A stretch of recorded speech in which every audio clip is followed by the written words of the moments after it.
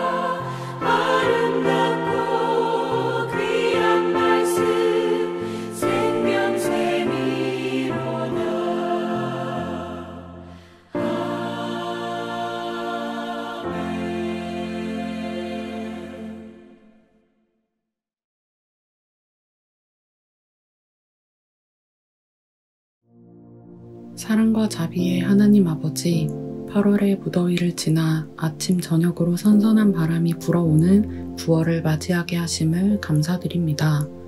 계절이 바뀌고 열매 맺는 계절이 다가오듯 우리의 신앙도 열매 맺는 자리로 나아가게 하여 주옵소서. 사랑하는 주님, 지난 여름의 분주함 속에서 때로는 주님을 놓치며 살았던 우리의 마음을 회개합니다. 이제 새롭게 시작하는 9월, 다시 주님 앞에 마음을 새롭게 함으로 나아가기를 원합니다. 우리 가정의 중심에 주님을 모시고 주님의 뜻이 우리 가정과 삶의 모든 자리에서 이루어지게 하여 주옵소서. 아이들의 배움과 자라남을 주님께 맡깁니다. 학교와 친구 관계 가운데 지혜와 사랑을 더하시고 부모에게는 자녀를 말씀 안에서 바르게 세워갈 수 있도록 분별력과 인내를 허락하여 주옵소서. 또한 우리의 일터와 교회, 이웃과의 관계 가운데 주님의 화평이 흐르게 하시고 작은 말과 행동 속에서도 그리스도의 향기를 전하는 삶이 되게 하여 주옵소서. 무엇보다 이 한 달 말씀과 기도로 살아가는 삶이 되게 하시고 고요한 가운데 기도하며 순종으로 살아가는 우리가 되기를 원합니다. 사랑하는 주님, 우리 가정을 통하여 하나님의 나라가 이 땅 위에 임하게 하여 주옵소서. 우리 가정의 주인 되시는 예수 그리스도의 이름으로 기도드립니다. 아멘. 오늘 우리에게 주시는 하나님의 말씀은 마태복음 15장 21절에서 28절 말씀입니다. 하나님의 말씀을 봉독하겠습니다. 예수께서 거기서 나가사 두로와 시돈 지방으로 들어가시니 가나안 여자 하나가 그 지경에서 나와서 소리질러 이르되 주 다윗의 자손이여 나를 불쌍히 여기소서. 내 딸이 흉악하게 귀신 들렸나이다 하되 예수는 한 말씀도 대답하지 아니하시니 제자들이 와서 청하여 말하되 그 여자가 우리 뒤에서 소리 지르오니 그를 보내소서. 예수께서 대답하여 이르시되 나는 이스라엘 집에 잃어버린 양 외에는 다른 데로 보내심을 받지 아니하였노라 하시니 여자가 와서 예수께 절하며 이르되 주여 저를 도우소서. 대답하여 이르시되 자녀의 떡을 취하여 개들에게 던짐이 마땅하지 아니하니라. 여자가 이르되 주여 올소이다마는 개들도 제 주인의 상에서 떨어지는 부스러기를 먹나이다 하니 이에 예수께서 대답하여 이르시되 여자여 내 믿음이 크도다. 내 소원대로 되리라 하시니 그때로부터 그의 딸이 나으니라. 아멘.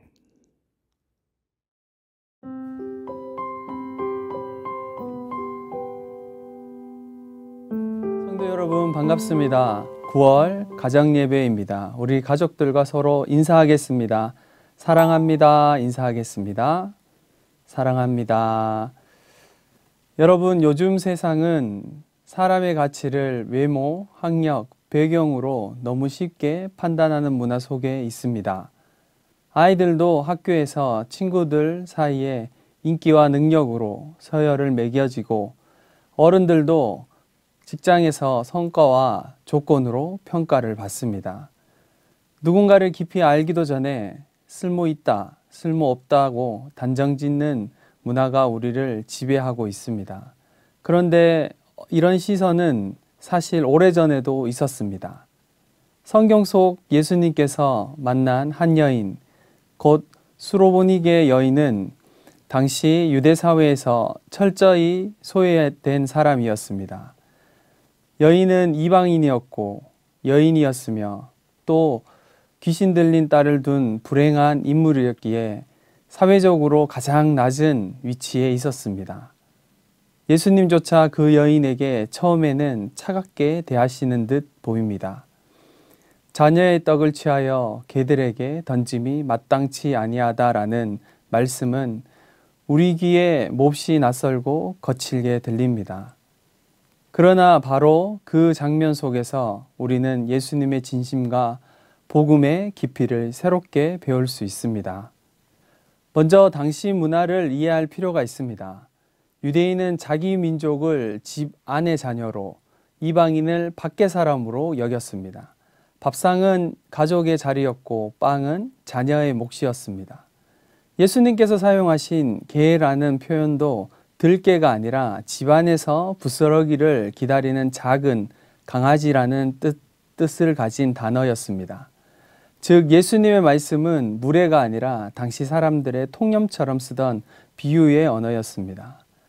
예수님은 그 사회의 뿌리 깊은 편견을 그대로 드러내시면서 그 장벽을 믿음으로 넘어서는 순간을 보여주려 하셨습니다. 오늘 말씀 속 여인은 물러서지 않습니다. 주여 올소이다. 그러나 개들도 제 주인의 상에서 떨어지는 부스러기를 먹나이다. 여러분, 이 고백은 놀랍습니다. 여인은 체면을 내려놓고 겸손히 주님을 붙들었습니다.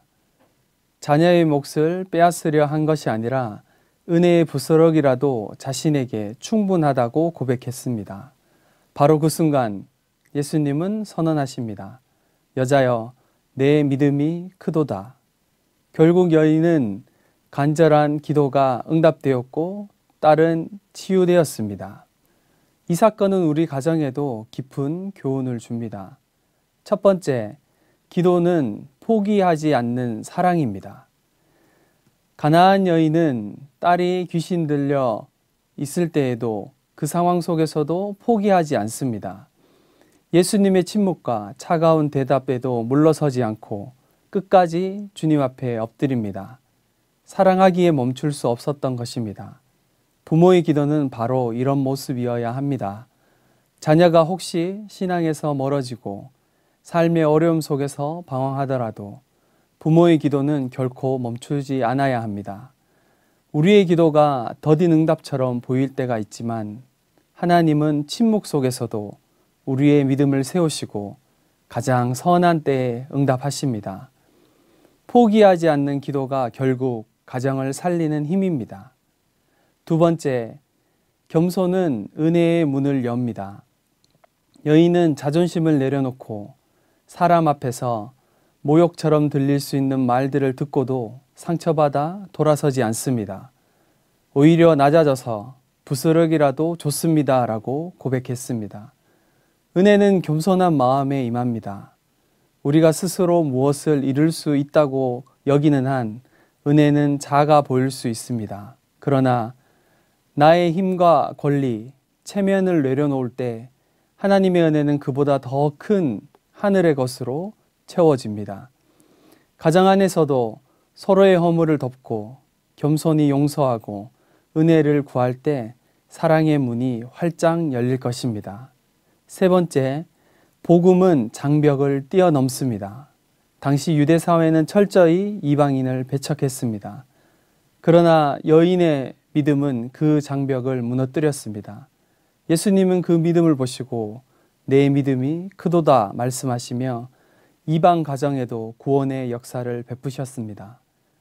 오늘 우리 사회에도 여전히 차별과 경계가 존재합니다. 학벌의 벽, 경제적 차이, 세대 간의 오해, 심지어 교회 안에서도 서로를 나누는 벽이 있습니다. 그러나 복음은 그 모든 벽을 허뭅니다. 주님 앞에서는 모두가 은혜를 받아야 할 죄인이며 모두가 하나님의 자녀로 부름을 받았습니다. 가정부터 이 복음으로 살아낼 때 교회와 사회 속에서도 화해와 평화의 길이 열릴 것입니다. 사랑하는 성도 여러분, 주님은 지금도 우리의 믿음을 기다리십니다. 침묵하실 때도, 차갑게 느껴질 때도 우리를 외면하시는 것이 아니라 믿음을 자라게 하시는 순간임을 기억하시기 바랍니다. 우리가 끝까지 포기하지 않고 겸손히 그리고 믿음으로 주님을 붙든다면 주님은 반드시 내 믿음이 크도다 라고 말씀하시며 응답하실 것입니다. 이 은혜를 누리는 우리 모든 천안중앙교회 가족들 되기를 간절히 바랍니다. 기도하시겠습니다. 사랑하는 주님, 우리 모두에게 은혜를 더하여 주시옵소서. 가정을 위해, 자녀를 위해 주님께 드리는 기도가 더디게 느껴지고 상황이 변하지 않는 것처럼 느껴질 때에도 주님을 향한 믿음이 줄어들지 않고 더욱 자라가며 커져가며 그렇게 믿음의 가정으로, 하나님의 가정으로 성장하고 성숙하는 우리 모든 천안중앙교회 가정들 될 수 있도록 은혜를 더하여 주시옵소서. 믿음의 주여 우리를 온전케 하시는 예수 그리스도의 이름으로 간절히 기도드립니다. 아멘.